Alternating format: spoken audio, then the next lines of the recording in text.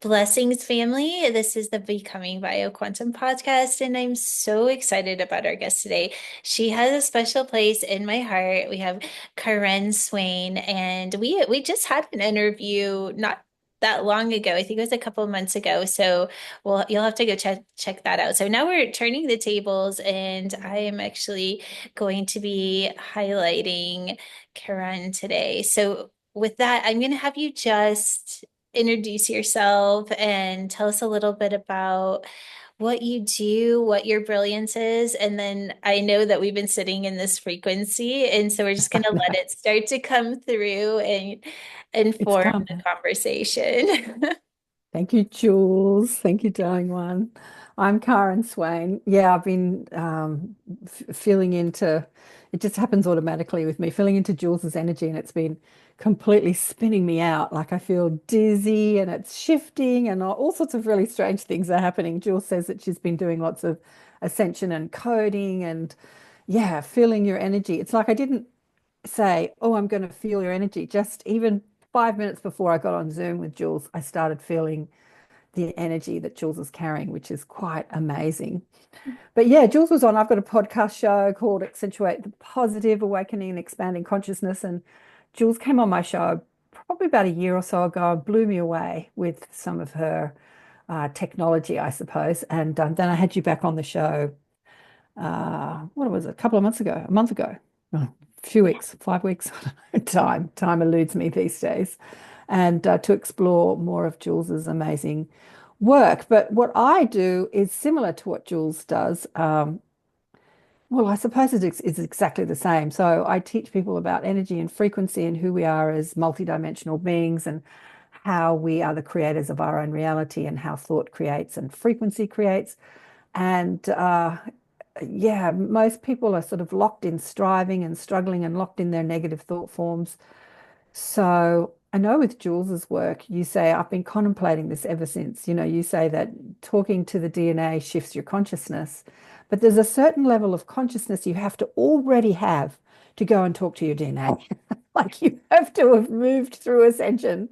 You have to have moved through many layers of understanding before you can even do that. Like I was thinking about that, teaching what you teach to someone that's just waking up to who they are as an energetic being, I think would yeah, they wouldn't get that because in order to sort of actually even contact that level of understanding and that level of frequency, you have to have moved your consciousness in a way that you understand that you can go and talk to your DNA. Like I know that you say that the DNA is, what did you say, the highest technology on the planet? Is that something that you say? Yeah. Yeah. So yeah, so Jules, as I said, like blew my mind when I first had her on the show because I've been speaking to people for about 25 years. I used to run, well, facilitate, not run, but facilitate for a group called the Academy of Light New World Teachers. Every Monday night, we'd have a meditation and a teacher would speak and we'd have a gathering. And I did that for many years. And then a few years after that, I went on radio and started speaking to people on radio about 15 years ago now. And so I've spoken to a lot of people. When you speak to a lot of people, nothing much surprises you. And when I spoke to Jules, I was like, I know they're making this all about you. I should be making it about me. It's just the energy of who I am. I was, like she blew me away. I was surprised, and yeah, I loved that because you dumbfounded me and confused me, and I'm like, oh, I'm being, my parameters, my beliefs are being tested, like they're being stretched and tested, and I loved that. I love that, and I think that as all of us on an ascension journey and on a spiritual awakening journey, hitting the boundaries of your beliefs and exploding the paradigms is what we're doing here. We're doing it personally, we're doing it collectively. Um, I, I had a client recently who came and she said that she was a student of an Australian channeler whose name escapes me right now. I haven't had her on the show yet. And did I know her? And I said, oh, no, I don't. She's from Perth, which is on the other side of the country to Australia and to Sydney, where I am, rather, on the other side of Australia. And I hadn't heard of her, but I looked at some of her work and I can't remember much of what she said. But one thing she said was her guides had said to her, don't write down any of this material because when you write it down, you solidify it in thought as a reality, and things are shifting so quickly that like you'll say one thing one day, and then things will shift and there'll now be another concept and another paradigm to break. And I remember thinking, I love that. So she hasn't written any books or anything like that. And I thought, I love that because that is so true. We're moving so quickly now, whereas our parameters are being stretched, our minds are being stretched, our belief systems are being stretched. And I'm not sure about Jules's community. This community, I'm sure that if you're students of Jules, you're already quite advanced in your understanding and awareness of who you are. But I'm watching this on a global level. I mean, we talk about this in the Ascension community and the conscious community that we're going through this incredible shift on planet Earth. And 20 odd years ago, 25 years ago, when I was running that little group, we used to talk about it all the time, right? We're going through ascension, blah, blah, blah. And I'd look out into the world and I'd see the same old crap happening all the time, the same old same. And I'm like, are we just blowing it, just blowing it? We're just kidding ourselves. Nothing's actually happening in the world. We're in a tiny little group talking about this, but nothing seems to be shifting in the world. But you actually can't say that anymore. There's been such huge shifts, and what I've noticed is things like Ross Coulthard, who is he's actually a New Zealander that grew up in Australia, and he was a mainstream 60 Minutes reporter, and now he's living in America talking about disclosure. And his parameters and his beliefs and paradigms are exploding as he speaks to more and more contactees and people in the military that say they're talking telepathically to craft and to ETs, and I'm watching this unfold on a news show on YouTube, and then the explosion of the telepathy tapes, which is a podcast that overtook Joe Rogan's podcast, and they're talking about telepathy and yeah, you should hear. And what they're talking about, the kids that are on the spectrum. So it's a podcast about speaking to kids on the spectrum that are nonverbal, and they all speaking to each other telepathically. And some of the things that these kids know, it's incredible. They fly through the cosmos. They're in these broken physical form. They can't control the motor skills of their body, so they can't verbally speak. But their consciousness is so expanded, and who they say they are, and why they're here. And the thing is that this is not new information. This is stuff we've been talking about for years. But the fact that that podcast went viral and overtook Joe Rogan, and millions and millions and millions of people across the world listens to this conversation. Yeah, we're just exploding paradigms. So within ourselves, what is possible for ourselves? Most of us are running on a system that we created through our conditioning on Earth, through we've taken on programs and belief systems through on our DNA that we've come in to eradicate, erase, transform, transmute. And most of us are running on this programming system of what we think is possible for us. And that's changing. Like I've got a program. My mother died when she was 50. Mm. She was very beautiful when she was young. She had a lot of trauma in her life. The divorce between my parents was like hideous. They used their children as ammunitions to hate each other more. Anyway, it was all pretty hideous. And around 45, she started getting sick, and at 50, she died of cancer. But she had this program that she never wanted to get old. She was too vain to get old, right? She never wanted to get old. And I know I carry that program. So now that I'm in my 60s, I'm bumping up against this program that age is, what is the collective that, especially in Western society, that we don't see older people as worthy, as having as much to offer society. There's a whole lot of programs around age that I'm bumping up against as I move into that sort of, what is Jane Fonda, the third act, that Mhm. older, that, and my guides, even though I'm bumping up against it and it's sort of torturing me in a way, my guides say, this is what you're here to change. And I think, Jules, you're also right. This is what you're here to change. Our concept of aging and how the body ages and who we are as older people, we're here to explode those programs and those paradigms as well. And it's not easy. I'll tell you what, it's not easy when you carry it as a truth, but then you're so aware of who you are as a conscious being that you know that it's not your truth. I wonder if anyone here has ever felt that. You carry a belief system that is a part of your programming and it's running in your life and it's creating your experience, but there's a part of you that you're aware of, that you know who is the real you, is that conscious part of you, the higher self, if you want to call it that. And you know that this is not you, but you can see the program running. Wish I could see people. I can only see one person. I'd love to, because you've got your cameras turned off, I'd love to know who has ever experienced that. But yeah, and this is what we're doing as we become aware of the programs that are running us and who we think we are and what is possible for us, especially around aging and health and the physical form. As humans, we're so attached to our physical form, and changing those paradigms like anti-aging. There's a lot of stuff coming out. There's a lot of technology coming out for anti-aging. As I scroll through Instagram, every second ad is something about something that you can drink that's going to reverse your aging. Have you noticed that? Like everyone's talking about anti-aging, which is really interesting. As I said, I was sort of suffering over that feeling of getting old, and I said to my guides, okay, I think I'll probably be out of here probably around 70, 75. I don't think I want to stay much longer and do the old age thing. And they just laughed at me when I said that. And I said, what's so funny, guys? And they said, we'll revisit that decision when you get there. And I said, do you know something I don't know? Like, absolutely.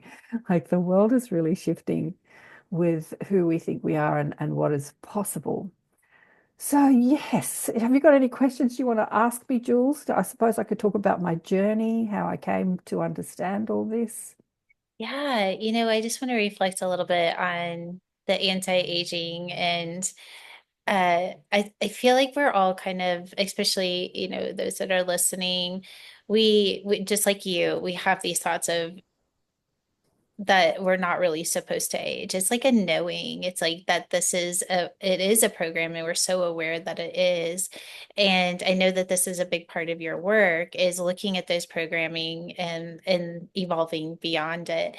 And it's such a collective program, but it's also a biological program, right? And so we're literally ascending biology as we advance through that consciously. So I think that would be where first, I want to just say if anybody is listening and you have had the thought, I know I'm not supposed to age, there's a reason that we have that feeling. It's not just something that is coming out of nowhere. It's because we know that we're not supposed to age. It is a deep knowing. And when we look in the mirror and we're not reflected with the consciousness that is holding that, it feels confusing, right? And we're butting up with that program over and over again. So I don't know. I wasn't expecting this to go that way, but I say we keep going down that rabbit hole a little bit. Do you have a reflection on that? Yeah, my daughter's family from her father's side are out here at the moment because her grandmother, her father's mother, just turned 100. I have to say, she's not a happy camper. She's not physically unwell, but she's got dementia and she's in and out. She's in and out. She sort of has moments of lucidity. But yeah, she just, so some of her family from Europe are out here, and her daughter from her first husband and his wife are super health freaks.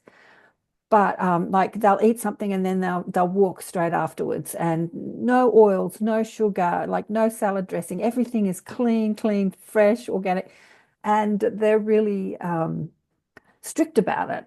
And I'm not strict about stuff at all. I'm not. But I said to Annika, so how do they look? They're in their 70s. And she said, yeah, they look amazing. Their skin is amazing. So there is that idea that, anti-aging is about what we put into our body. But I think that we can change that with consciousness. I remember listening to Abraham Hicks talking through Esther Hicks, and someone had asked a question. No, it was Esther telling a story that she'd gone out for dinner with Jerry and another couple, and the woman ordered like two entrees and a big main meal and two desserts, and she was having a rip-roaring time. She was a really thin woman. And Esther sort of was looking at how much she was and how much food she was putting into her body, and not necessarily healthy dinner, like a rich, restaurant food.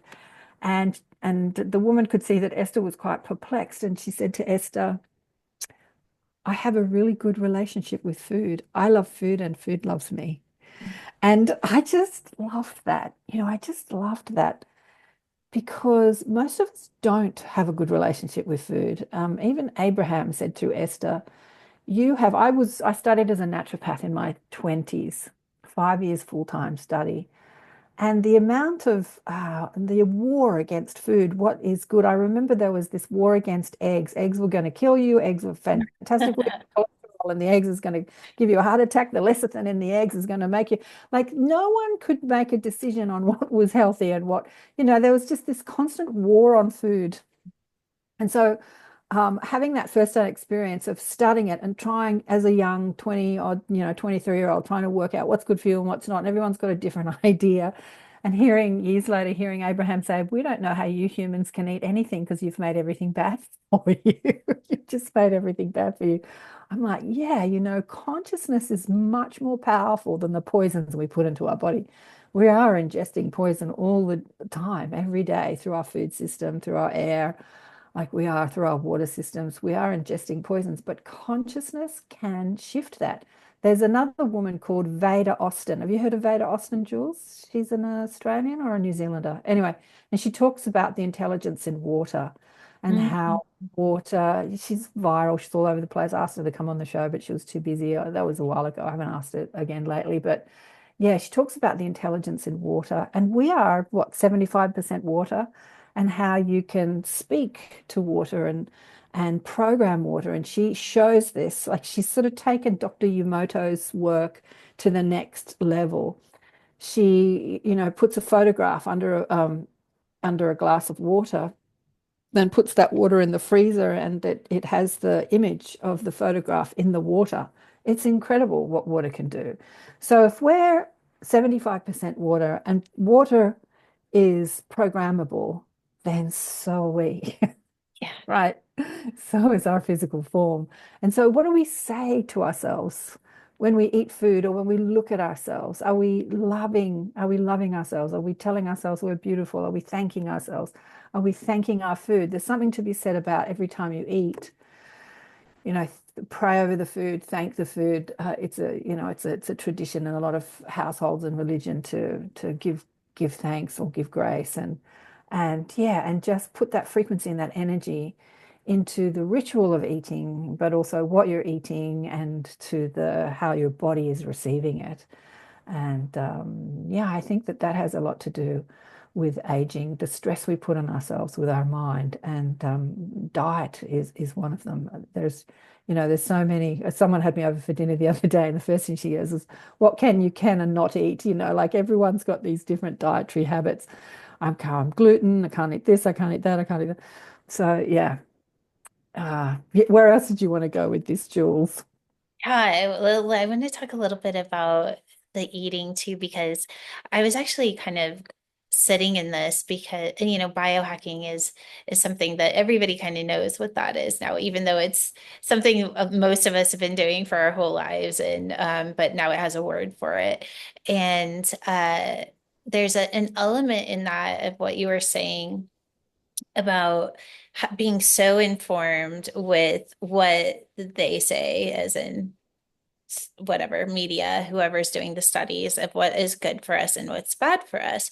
And I was really sitting in this and I was like, naming something as good and bad is just as bad because it's implanting the space that we're eating from a frequency of good and bad. So it's almost like the more Right. you know about food and what's good and what's bad, the more you're programming your body to see things in a duality. And so what I've been doing is because I too, I started studying um, what holistic health, if you will, and at the age of I think it was about 17, Wow. and started doing like liver cleanses and all this stuff. Yeah. It's like, oh my gosh, I drank so much, I got to do a liver cleanse. I'm like 17, but anyways, I was really sitting in that, and so what I started doing. similar to blessing the food, but kind of taking it to the next level is I started to ask that my DNA, because I talked to my DNA, and I asked that it release the frequency of full nutrients of not just my physical biology, but the biology of my 12-strand DNA system or the multidimensional body. And so I wasn't eating, bringing something into my body. I was actually eating from the DNA going out to the side. So I like turned it inside out and I tested it. I was like, okay, now I want to see what happens. Will my body be able to hold like nutrients multidimensionally no matter what I do? So I did a 5 day fast and then I did a like 3 day like just protein shake kind of fast. And in that whole entire time, I didn't lose 1 pound. I stayed the exact same weight. And I was like, okay, there's something to this. So I'm still playing in it. But I think like there is a space where we're going to start to honor our body beyond putting everything in, like how we started this whole thing of like putting things in boxes is like, let's start to really expand what it is that's possible because every time we do that, we're actually showing ourselves what's possible. And I think that the aging thing is the one place that it's time for us to really start to stretch the programming around that. Yeah, I'm thinking of a couple of people years ago, and I was running the academy flight. There was this psychic that used to come and participate, and she was quite overweight. And my friend Rosemary, who actually ran the academy, like that, started the academy, asked her once, what's with the weight? And she goes, I don't know. She said, one day I did a 30-day fast, like 30 days, and I didn't lose a pound. And I'm like, whoa, yeah. And so just sort of similar to your story. And then there's Jazz Maheen. I think I've told you about Jazz Maheen. She's an Australian Ascension teacher who lives in Queensland, and she's a what they call breatharian, living on light, living on prana. And she is not overweight, but she's not super skinny either, and she doesn't eat, and so she still has flesh and adipose tissue on her body. But she doesn't eat food, and she's not strict about it. She said, like, if I want to, I can eat, but it's just not necessary for me to sustain this physical form. So it's really interesting, the parameters around what we can and can't create. Like when we talk about being a creator of our reality, most people are thinking about um, the stuff that I'm creating, like the house or the career or the lover or the money or, the stuff, the circumstances of my life that I'm creating. But we are creating all the time. We're creating our thoughts. We're creating our mental environment. We're creating our physical environment. Like we're creating all of it. And for the most part, most humans are not aware of that. So the ascension or the spiritual awakening journey, I feel, is that coming into that awareness, body awareness, energy awareness, mental awareness. Like, are we aware of how we're flowing our energy? Are we aware of how we feel? Are we aware of, like, just being in your presence today? Even before we came on Zoom, I was saying to Jules, I sat down at the computer, turned all the lights on, and I started feeling really dizzy. And I'm like, whoa, what's going on? So I'm already aware of the way my energy is flowing because it's, just thinking about that I'm going to be talking to Jules, I'm already attached to Jules' energy. And Jules' energy, she said she's been coding and is like completely different to mine. And I'm feeling my energy system trying to the wooziness is me trying to establish homeostasis, if you like, trying to adjust to have this connection with your energy field. Like, are we aware of how we're doing that? Are we aware of how we feel energetically, physically when we think about someone? I have, as I said, I have a podcast show called Accentuate the Positive, and lately we've been doing a show called Spirit Speaks, where we go and speak to myself and another person who is a medium, speak to spirit. So spirit being, we could speak to guides, we could speak to dead loved ones. Many people come on and they want a message from their dead loved ones. But, so many people ask this question, are they okay? Do they see me? Can I talk to them? How can I connect to my dead loved ones? And as soon as you have a thought about someone, dead or alive, you're connected. Like you're connected, you're in their energy field, they're in your energy field, and going back, looping back to that telepathy that we were talking about, the kids all getting on the sort of telepathic internet system and all talking to each other on that sort of super highway of thought. We are doing that all the time too. Are you aware of that? Are you aware of what's going on in your energy field and what's going on in your mind? And this is the crux of being a deliberate creator. Most of the time, most humans, I'm not saying you beautiful people on this call, but most humans are responding to what they're observing in the world, and they're angry at this and they're happy about that and they're frustrated at this and they're indignant about that and they're disgusted about this, and they don't understand, like they feel like they're being beaten up by life. They don't understand that they are actually in control of how we can respond and flow our energy and create our reality. So we feel victimized. I had this incredible man on the show yesterday called Chris O'Connor, and he's a he's an ET contactee, he's a super soldier. He has this mind-bending experience. I won't go into it, but it definitely stretched my paradigms and my belief system. And now I've forgotten what I was going to say about him. Well, I've gone blank. Forgot what I was going to say about him. Yeah, it'll come back to me. Oh, there's a couple of things in the chat. Um, yeah, went right out of my head. It'll come back. It'll come So back. you were going into his experiences with the ETs, and uh, I was talking well, about if it comes back contacting, yeah, in. people. Just lost it, just lost it. It's funny because I have something. What is Morgan saying? Yes, I'm 50, and usually people think that I'm in your 30s. Jules was great about transforming the paragrams around aging. She's super dizzy right now too. Oh, yeah, that's right.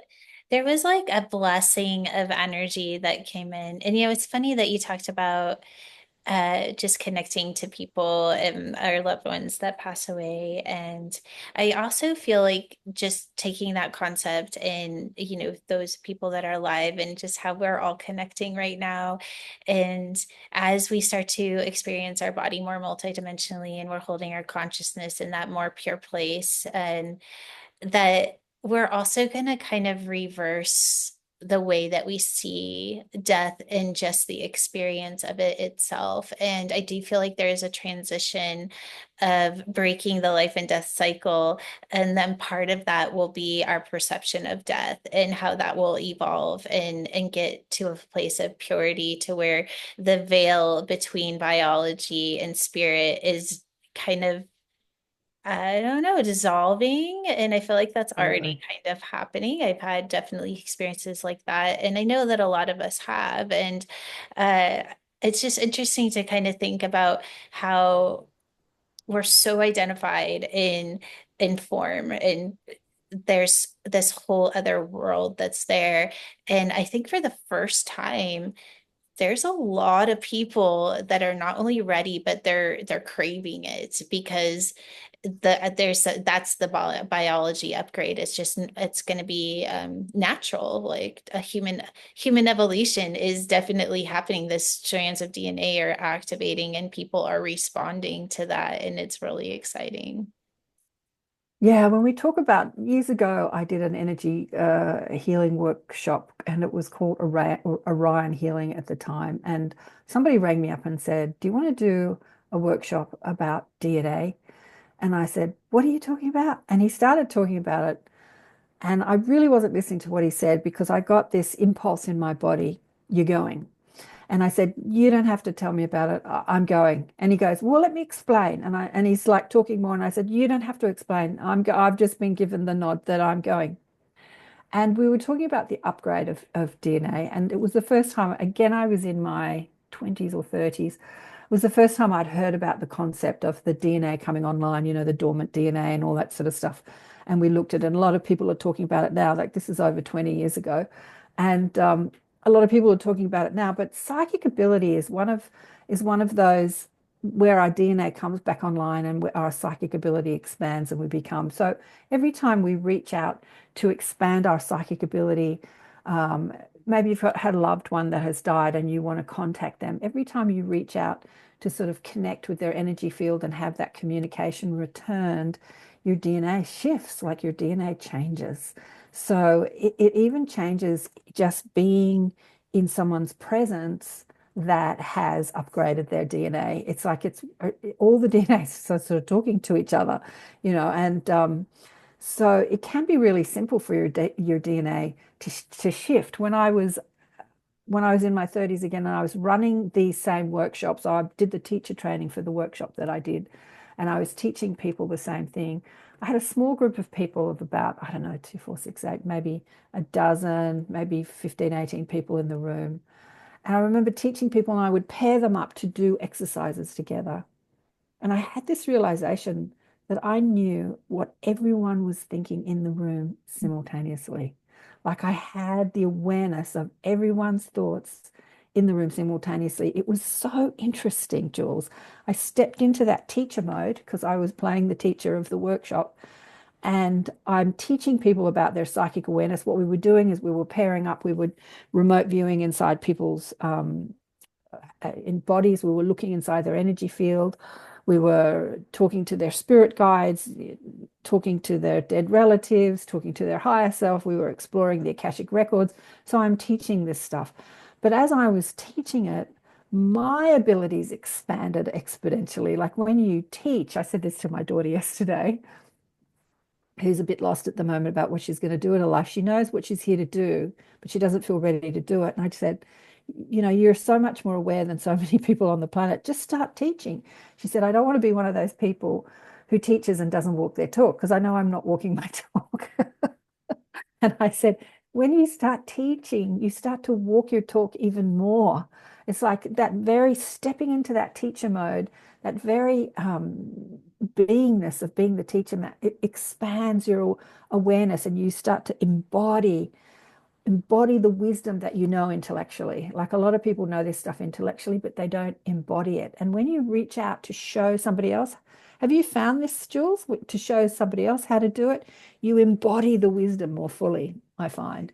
So I remember thinking, back then when I was teaching this workshop, how amazing it was that I had this ability to know what everybody was thinking simultaneously. And so I'd be talking to somebody explaining, and then I could hear this person over here saying, oh, I'm stuck. I can't get it. I can't get it. And I'd look at them and I say, I'll be with you in a minute. And they hadn't even said anything verbally. So I was having that telepathic communication with them.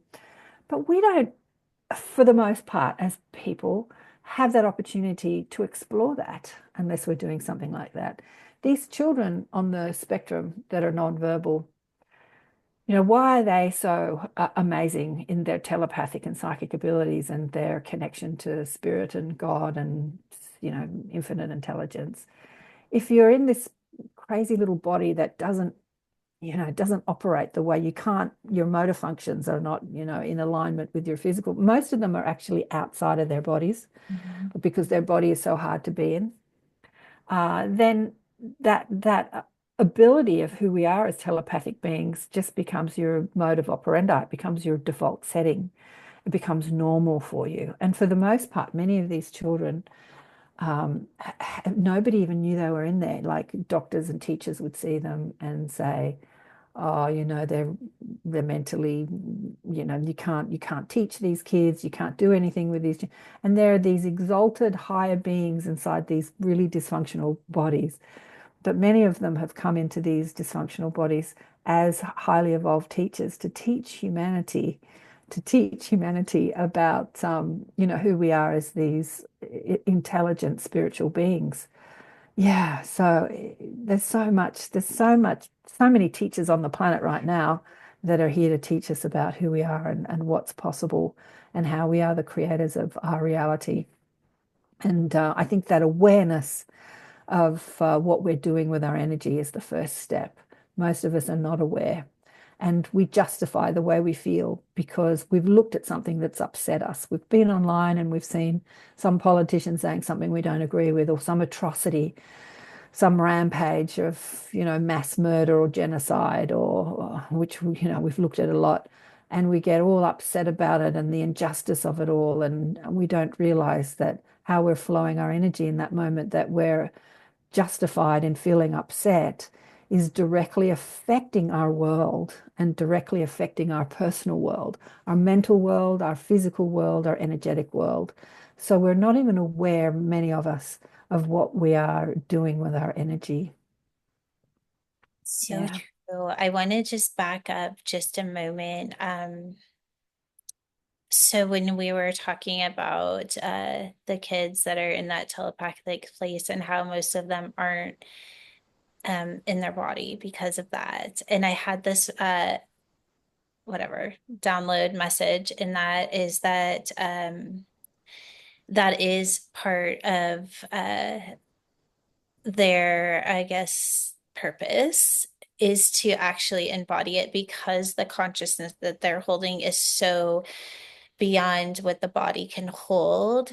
But the mission is actually to embody it to transcend their experience of the body at the same time. And I, I don't know, I'll have to sit in it, but I saw like a little bit of an equation of how that actually can happen. So there's something for me to sit in that. So I just want to thank you for bringing that through because it just all came through at that. And I just thought that was really interesting. But I think it's something to recognize because even those of us that may have some sort of disability or an injury or something that is making the body hard to be in, let's just say it for what it is, that even that body has the 12-strand DNA system that's fully activated. And if we can hold consciousness within that, everything shifts.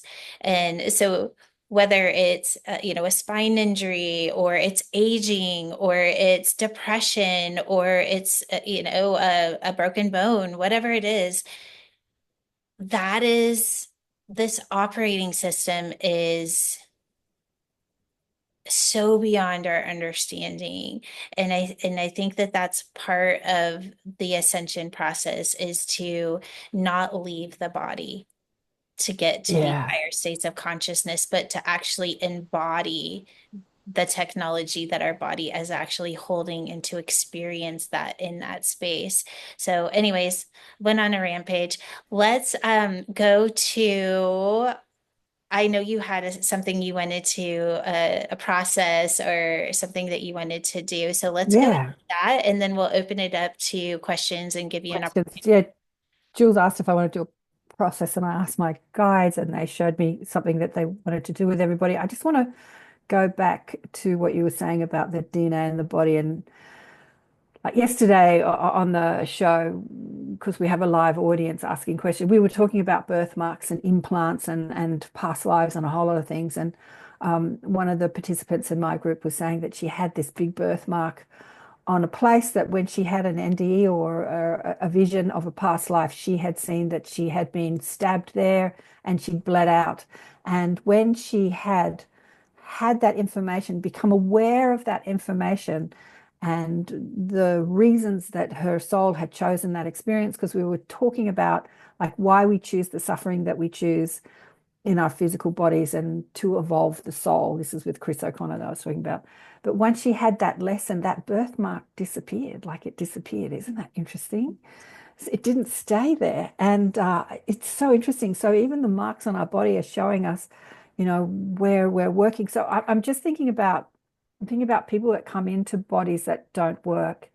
And you're saying, Jules, that the blueprint, the DNA blueprint for the physical form in its perfect, healthy form is there, but there's been an adjustment to that blueprint, and now the body is not functioning in that perfect form. It's either crippled or injured or however it is.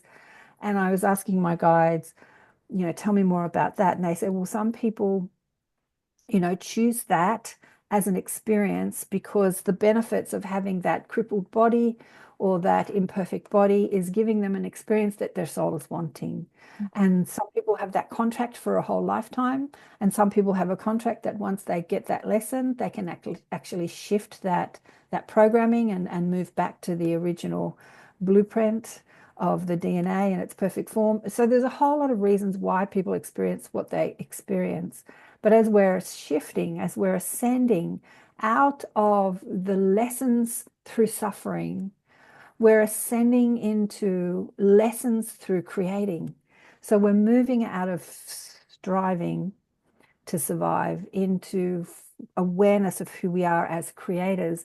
And so we're shifting out of that paradigm of learning our lessons, the soul having their experience and those lessons through the suffering that we create in our lives. And most people would probably look at me and say, I didn't create the problems in my life, somebody else created them. But actually, we created them. We signed up for them. We created them.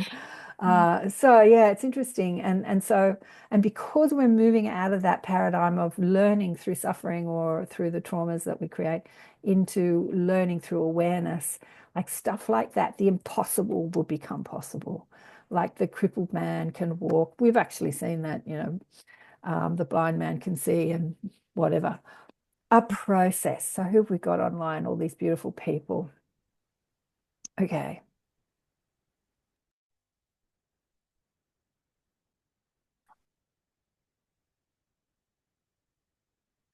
So bringing your awareness back into your body, out of your thinking mind, and just feeling the energy and how your body feels, the energy flow of your body, just becoming aware of how you feel, where you feel stress or tension in your body.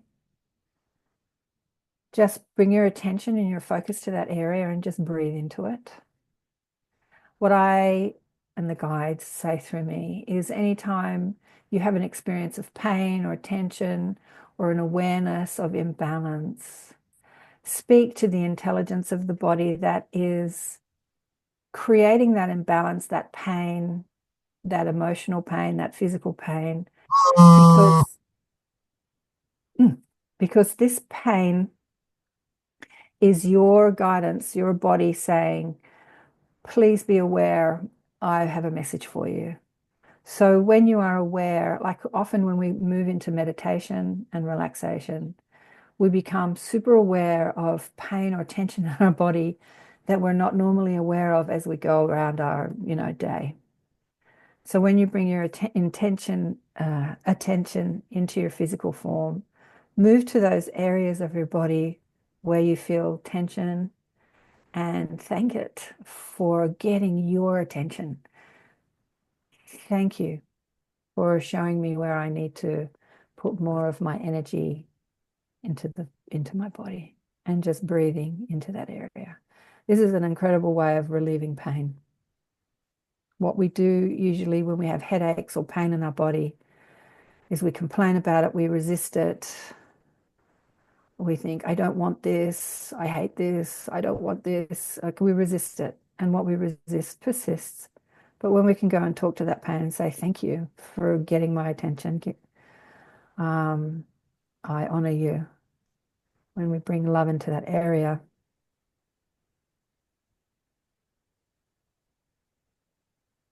love heals all. So just scanning through your physical form, moving up and down from your feet to your knees, thighs, abdomen, chest, throat, shoulders, arms, just scanning. And I want you to imagine yourself as an energetic structure, like you're looking at an energetic structure of your body, like you were looking at an X-ray or a CT scan, and it's standing in your outside yourself. So you're scanning your physical body as you sit in it, but now you're bringing your awareness through your third eye and seeing your physical body stand before you as an energetic structure. And you're looking at this energetic structure and just see where it is lighter or darker. Maybe you'll see uh, vividly some parts and other parts not so vividly, like you can't get the form, like your left leg is missing or something. With your mind, bring light into those areas where it's dark. See the grid, the energetic structure of your body, the electrical grid, the energetic grid, the chi, increase, Low enliven. battery. Please recharge headset. Someone hasn't got someone hasn't got their microphone muted.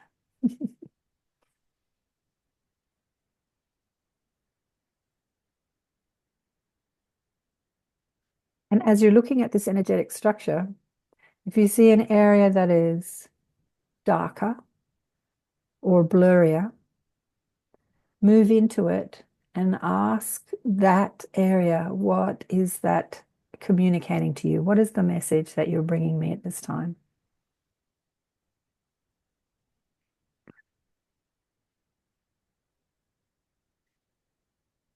And again, imagine that you're plugged into an energy system like you plug a plug into a wall. You turn the lights on on your energetic structure and liven it up. And moving out beyond the grid system of your body into your auric field and seeing your auric field light up and seeing all the different layers of your auric field sort of like come online, like the lights turn on. Bang, bang, bang, bang, bang. Lights turn on. And cover your body in golden white energy.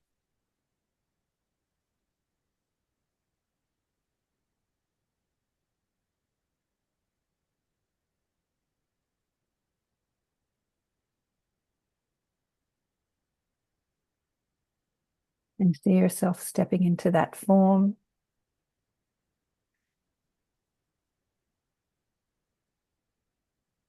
Imagine yourself as you want yourself to be. How are you feeling? What do you look like? What are you doing with your life? Step into it. Step into the creation that you want to the next level of yourself. And bringing your focus back into your chest, breathing into your heart, and see yourself as you would put on an outfit, see yourself wearing that new energetic structure, that new energetic form. You can also do this with people that you love. Maybe you know somebody who's not well. Instead of seeing them as not well, what we do as humans, not understanding the power of thought and how we create our reality, we say, oh, she's got cancer. Oh, the poor thing, she's sick. And now we're instantly seeing that person as sick. And then more people find out that I had a friend who actually died of cancer in her 30s or 40s. Anyway, she was young. She was diagnosed with an inoperable brain tumor. The doctor said that she got it from being on her mobile phone all the time. I actually don't think that she got it from that, but she believed that.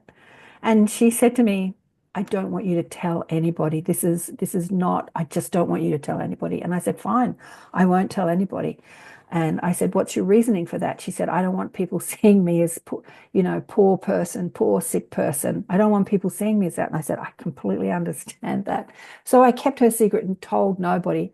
And instead of seeing her as, someone with a brain tumor, I saw her as her normal, vibrant, happy, joyful self.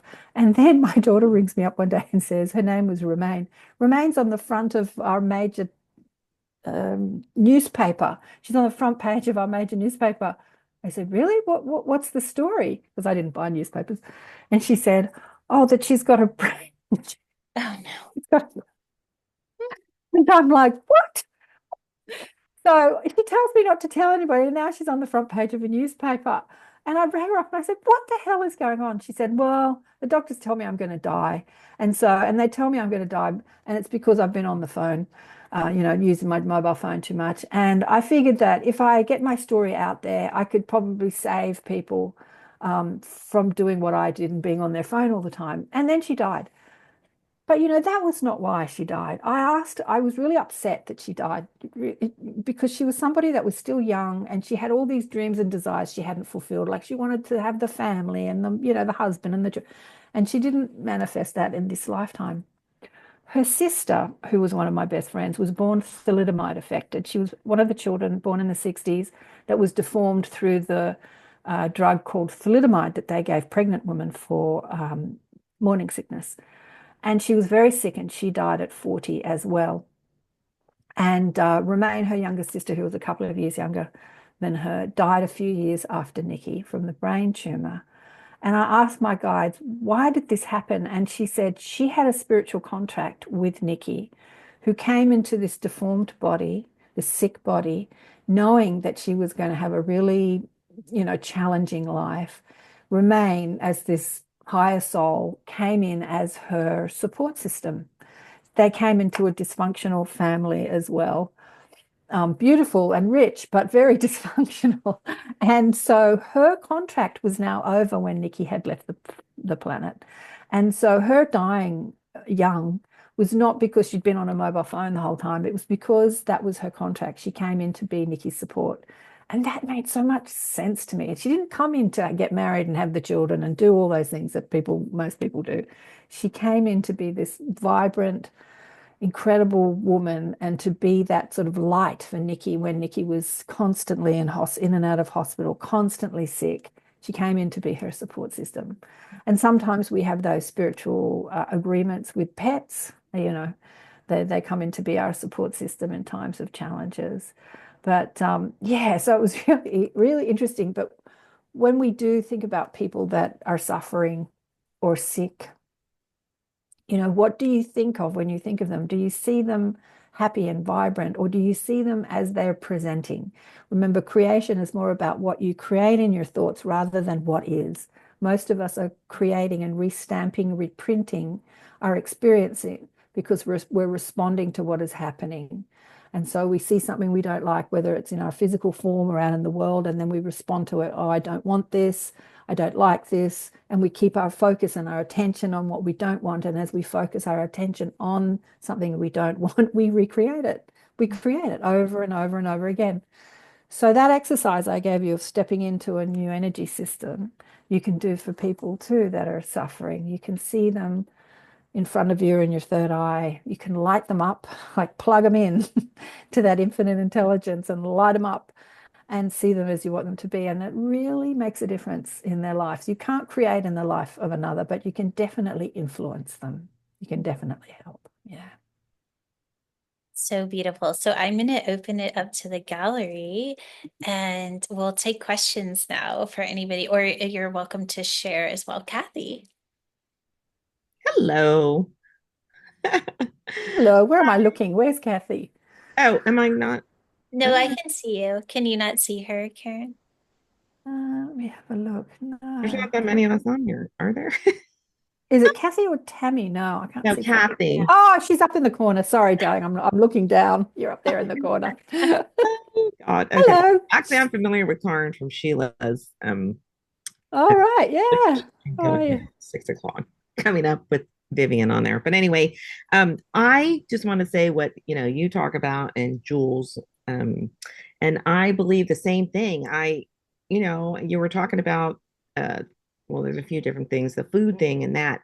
When I was younger, and I'm in my 60s, and people don't think I am either, but although I am, and I'm still working on things because for several years I've kind of been in this area where it's been affecting me in different ways. And I try not to like let it, but I'm planning on moving soon and to be back to my more healthier self. But I was diagnosed with IBS many years ago, and I was ill for many years, and I was also on medication, even though I was not into that, but I was badgered into that. And I'm in the US, Yeah. so and so anyway, that affected me. And it just came to a head, many years ago. And I was like, oh no, like this is it. I feel like I lost 20 years of my life, literally, in all aspects, physically, socially, all of it. So I do believe, like you're saying, it all ties in what you think, what you believe. And I just knew that this was not, my fate or whatever. And the same thing, this is my natural color hair. And even my daughter-in-law, like freaking 5 years ago, thought I dyed my hair. And I'm like, why would you assume that? Because even I have a lot of my childhood friends or high school friends, that had gray hair. And I was like, I've told myself, like you two were speaking about, I don't know, from so long ago. I guess speaking to the universe or God or my angels and guides, like I'm having my own long dark hair that's going to be healthy until the day I die. And so There you go. You programmed I, it, I truly believe created it. everything Yeah, I absolutely. experience it my own life with what you're saying, and and how Jules, talks about things. And but it does matter. And if you're told things by your doctor that, this, that, and the other, and I always knew there was something that Well, I didn't resonate with. this is something that we have to, the paradigms that we're changing. I don't know if you're at the beginning, we were talking about exploding paradigms. And one of the paradigms that we're changing is our health is in the hands of the doctors. That because they've studied for 7 years and spent all this time, and they're these intelligent beings that know all this stuff that we don't know. We put our health in the hands of these doctors. Well, that's exactly what happened. Instead of taking back our power to be the creators of our reality. Right. I mean, how many doctors have diagnosed somebody and said you've got X amount to live, and they live exactly for the time the doctors say Yes, because that's what's they've planted in got. the mind. And I've had family and friends that, so my mission right now that I do, one of my main purposes is the health and nutrition aspect. Like, Jules said she did this at this age, and you were talking about different things. And so that's how I started, was trying to heal myself that way. And now I do everything, and I don't know what Can you I tell you a story, Kathy? I okay. have a friend, Joe Figliano, who puts on Love Fest festivals, and he's exploding. He's putting on festivals every month. It's not this type of conversation, which I adore. I love this level of, it's about bringing community together and meditating and drumming and doing ice baths and just bringing people together. No alcohol, no drugs. Love fest and loving each other. Anyway, Right. and he was diagnosed with the same thing that you have, irritable bowel syndrome, Crohn's disease he had, sorry. And anyway, he went to the doctors and listened to all the doctors' advice, and he was following it, but he just wasn't loving his experience. And so he looked into alternative health, and he did everything he could to change his circumstances, and including the diet. He stopped eating all the things that would irritate his bowel. And then he healed himself. He started meditating. He started meditating, and he started loving, and he started coming up with, I want to bring people together to love each other more. And he started to change his whole paradigm, his whole life, right? And he completely healed himself. And then he started eating pizza and coffee and alcohol again. And I remember I had him on the show, and I said, why did you do that, Joe? And he said, Karen, I wanted to know I had healed my body completely, and it wasn't because I abstained from these foods. It was because I'm now living in a different body, a body that can tolerate pizza and alcohol and coffee and crap food. And I just went, oh, that makes so much sense. Not that he lives on crap food, but he knows Right, he can right. eat it. He knows he can eat it if he wants to, and Without he having won't such a detrimental we won't effect. have symptoms and sick. Right, Yeah. right. And he's completely healed. And he's on a mission to like spread more love in the world. I think that was probably the most healing part of his It mission does. was. It's taken me a long time to realize what caused that, which was things that, were not good from other And people. with the grey hair, my dad went grey really late in life. He had beautiful dark black, thick dark black hair, beautiful hair. And when he started going grey, I remember telling him, "Why don't you dye your hair? I just don't like grey hair. Why don't you dye your hair?" And he goes, "No, no, no." And so, just listening to you talk about your hair, I'm somebody that has never really loved the whole look of grey hair. Vanity, maybe it's a Exactly. Sorry, I decided a long time well, ago I'm not happy. here I am in my 60s, and I don't have a grey hair in my head. And I'm like, that's pretty cool. Like, people say, how do you do that? And I said, I don't know. I must have programmed it. I programmed the like, I don't want grey hair thing. Yeah. So I I truly started believe, like you and Jules, and it is what we. I mean, I think, and I don't know, want to simplify it, but I really always believed in that mind over matter, and I've experienced it mind a over lot in matter. my Uh-huh. life. Yeah. You know, Yeah. so thank you Yeah. for letting me speak. Thank you, Kathy. Does anybody else have a share or a question? I know we're pretty much at time, but we'll Oh, take are one we? more if anybody has something. Well, Karen, why don't you just kind of sum this up if you have something coming up that you want us to know about, where we can find you and all those things. Where you can find me is karenswain.com on YouTube. I have ATP Media. It's actually Karen Swain Blissful Beings because I started YouTube like about 16 years ago. Blissful Beings is what I call my guides and what I call my business. And but if you put in ATP Media into YouTube, and I'm on Rumble and all the podcast things too for the podcast show. I keep talking about doing courses, and I haven't started any, but yeah, I want to start doing some healing courses like this, getting groups together and just doing this stuff that we were doing. So thanks, Kathy. Mhm. Thanks, Karen and Jules. Yeah, and so if you want to know, like, yeah, send me an email. And I've been really slack this year. I keep talking about doing stuff and not actually organizing anything to do. So if enough people reach out and say, "Yeah, I want to do that," I'll start doing it. Yeah, I had a gathering. My guides asked me to have a gathering in my house recently, and I said, "Why?" They said people are going through a lot of challenges at the moment. So I reached out to about 100 people. About a dozen of them said they would come, and one person showed up, and I thought, "Oh, drats!" You know, one person showed up, and I thought, oh, okay, I might just like leave it, do them online like this, as I say, to do the groups online.